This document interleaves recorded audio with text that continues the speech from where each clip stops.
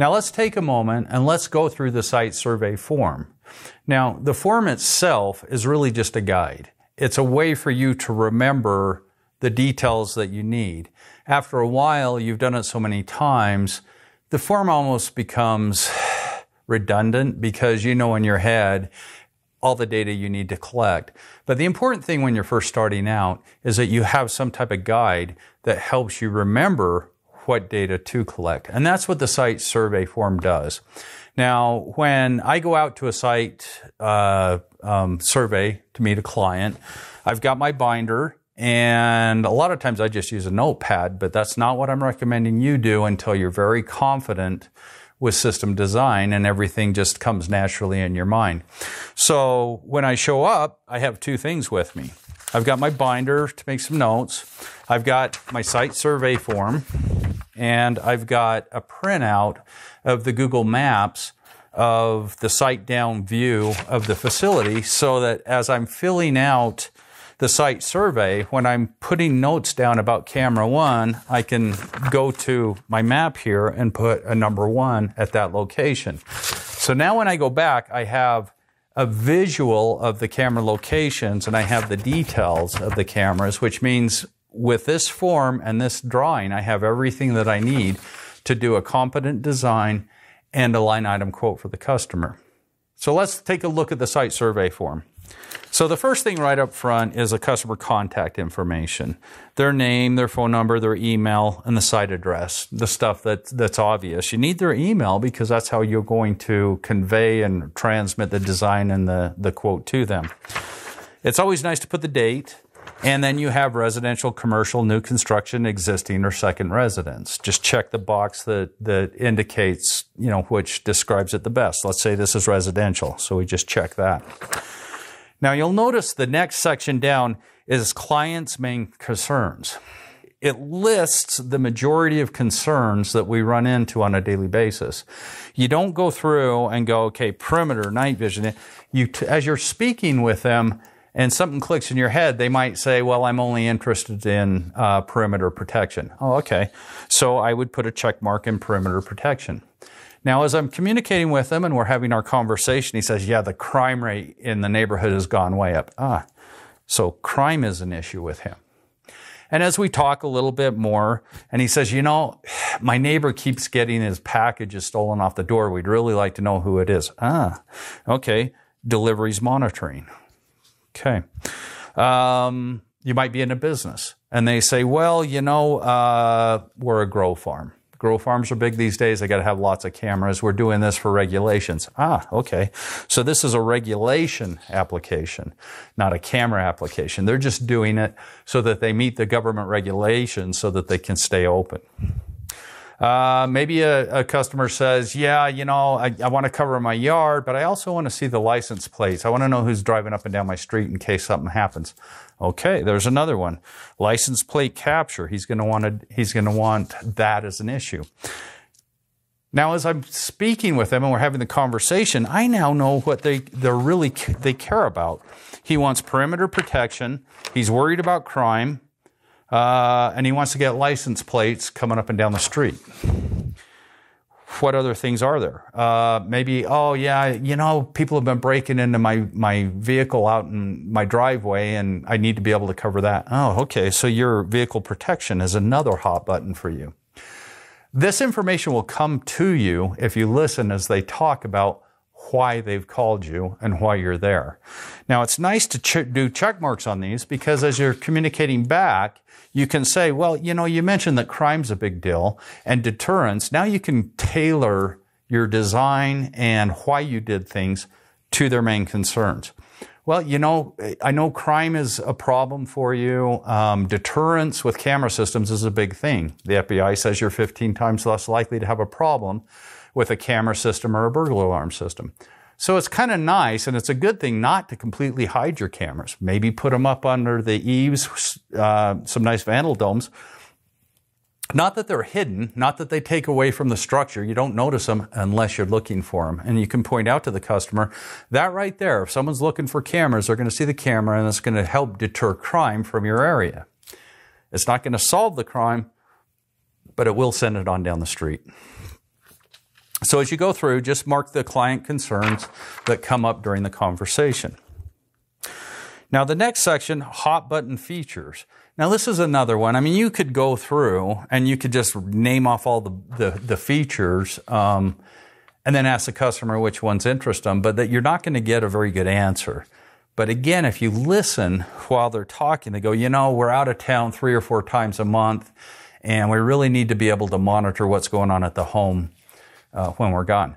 Okay, right off the bat, I know that custom or remote viewing is a big deal for them. They're going to be using that. You know, I want to be able to communicate, instead of a Ring doorbell, I want to be able to communicate who's at my porch. So you're going to want two-way communication at the porch. Okay. You know, I had an old camera system and it was just garbage. You know, I couldn't see things at night. I couldn't get detail. It was all blurry and fuzzy.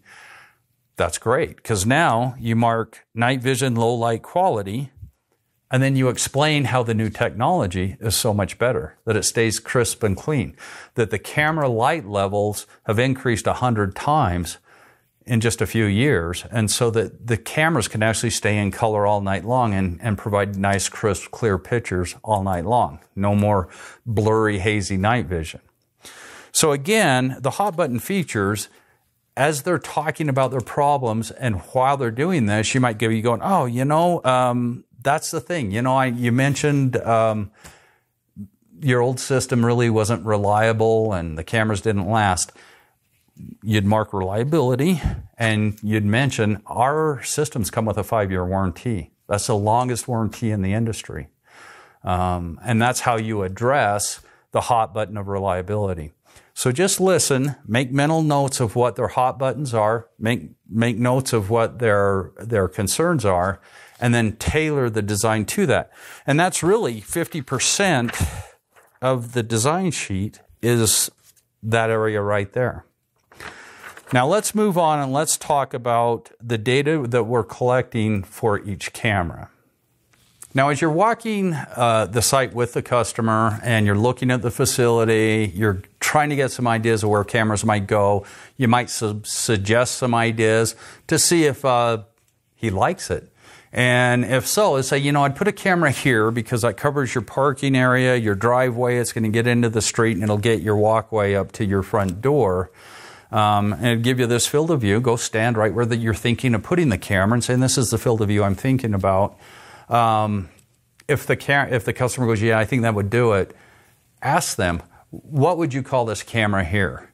Because the minute you start to get them to help design the system, it's their design. And they're much more likely to go forward with it if they have a vested interest in it that way. So it's even best to say, what would you call this camera right here? Oh, let's just call that the driveway camera. So under name and location, you just write in driveway camera. Now we know that's outdoor. The next section in the site survey for a camera is indoor or outdoor. I just put an O for outdoor. Now the target distance, I'm standing there, I'm looking at it. I know it's about 30 or 40 feet to the street, and then probably another 10 or 15 feet out into the street for plates.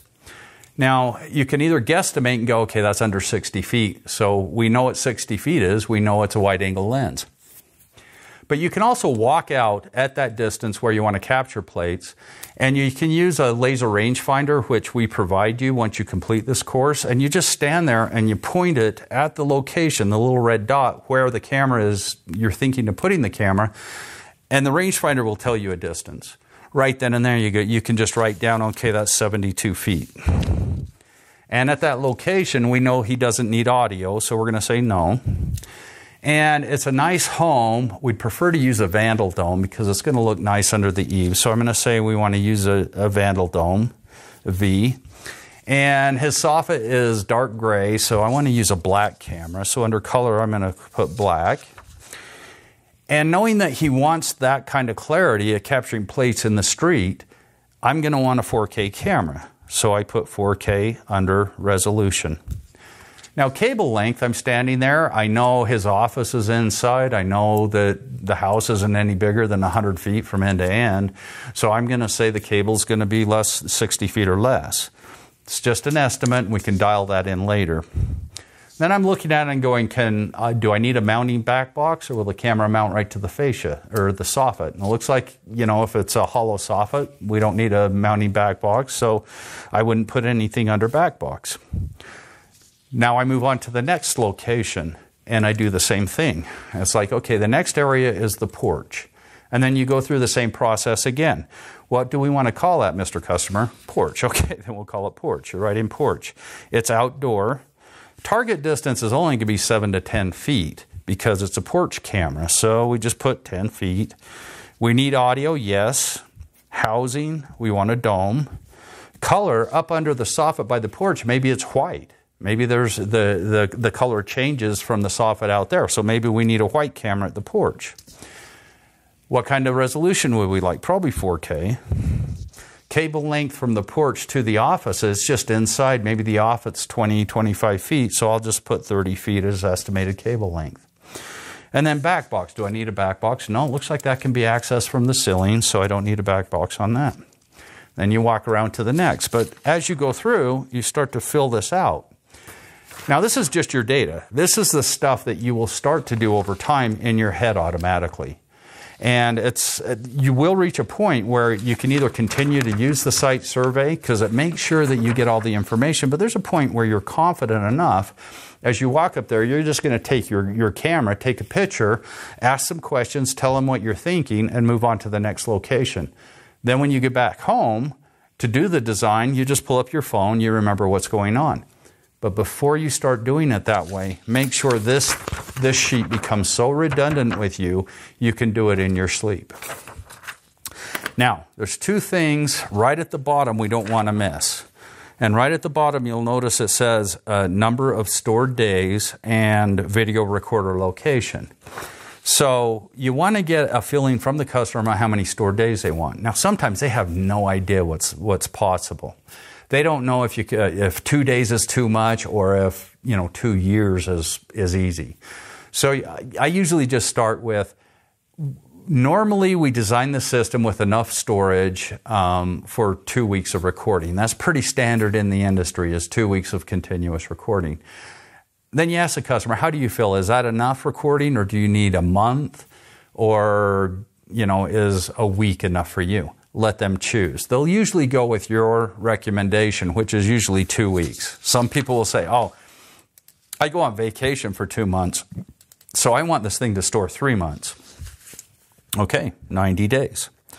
And then we use that target day to use the hard drive calculator to figure out how big the hard drive should be based on the number of cameras and the resolution. The other thing is video recorder location. This particular customer said he wanted it in his office, so we're just going to put office. We now have all the information to completely design the system and provide a line item quote just by following the format in the site survey. And again, as you get good at it and competent with it, you can just show up with, you get a nice Backstreet notepad. It's a really nice book. You can just make notes in there of each of your designs with your camera. That's enough. Or you can just show up with your camera and use the notepad on your camera or on your phone to take notes. But just adapt it to whichever way you're comfortable with, and use whatever technology you're comfortable with, as long as you're collecting the information needed so you can do a competent design.